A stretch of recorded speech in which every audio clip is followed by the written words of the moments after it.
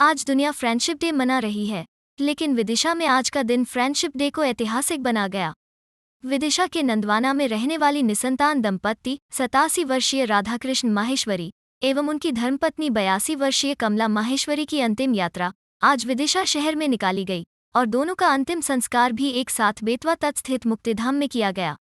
राधाकृष्ण माहेश्वरी पेशे से किसान थे और विदिशा नगर के नंदवाना मोहल्ले में अपनी धर्मपत्नी कमला देवी माहेश्वरी के साथ रहते थे।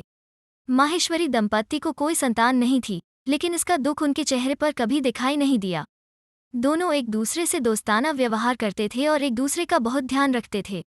इतना ही नहीं, पूरे मोहल्ले और परिचितों में भी उनकी पहचान अत्यंत धार्मिक, मृदुभाषी और विनम्र दंपत्ति के रूप में थी। कमला देवी अपने पति को हमेशा हुजूर साहब के नाम से पुकारती थी। पिछले कई वर्षों से राधाकृष्ण माहेश्वरी बीमार थे और बिस्तर पर ही रहते थे। ऐसे में उनकी पूरी देखभाल अकेले कमला देवी ही किया करती थी। कोरोना महामारी के पहले चरण में राधाकृष्ण जी को भी कोरोना हुआ और वे 22 दिन तक अस्पताल में रहे, इसमें से ज्यादातर आईसीयू में। लेकिन कमला देवी अपने परिचितों से यही कहती रही कि यह ठीक होकर जल्द ही घर आएंगे। जब भी राधाकृष्ण जी की तबीयत बिगड़ती तो हमेशा यही कहा करती थी, यह जल्द ही ठीक हो जाएंगे, क्योंकि इनसे पहले तो मुझे जाना है।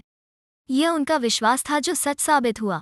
कमला देवी अचानक अस्वस्थ हुई और शनिवार 6 अगस्त की सुबह उनका निधन हो गया। लेकिन उनकी भतीजी जिसे उन्होंने गोद ले रखा था वो दिल्ली में थी।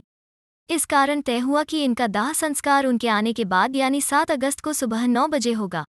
लेकिन 7 अगस्त को तड़के 4 बजे अचानक राधाकृष्ण जी का भी निधन हो गया, जिनकी अंतिम यात्रा आज शहर के मुख्य मार्गों से निकाली गई और अंतिम संस्कार भी एक साथ किया गया। दोनों के निधन और फ्रेंडशिप के संयोग को लेकर विदिशा शहर और सोशल मीडिया में इनकी चर्चा एक दोस्त की तरह रहे और पूरे जीवन भगवान श्री कृष्ण के ठाकुर जी के प्रति उनका समर्पण रहा और उनकी शुरू से यही तमन्ना थी कि मैं सुहागन के रूप में जाऊं और ठाकुर जी ने ऐसा ही किया। दोनों पति पत्नी की जो मृत्यु के बीच में जो अंतराल है वो 15 से 16 घंटे है और आज हम दोनों की अंत्येष्टि एक साथ कर रहे हैं। निश्चित रूप से ये एक महान आत्मा के साथ ही संभव है। दोनों ने बिल्कुल फ्रेंड से ज़्यादा उन्होंने मतलब दोनों एक दूसरे के बिना रह नहीं सकते थे और आज एक साथ गए दोनों। अगर वो ताई जी जैसे ताऊ जी मेरे थे, वो ताई जी चिल्लाते रहते थे और जो ताई जी थी वो दिन भर उनका ही नाम हजूर साहब उनका ही नाम लेती रहती थी। दोनों एक दूसरे के मतलब फ्रेंड से ज़्यादा हो गए थे।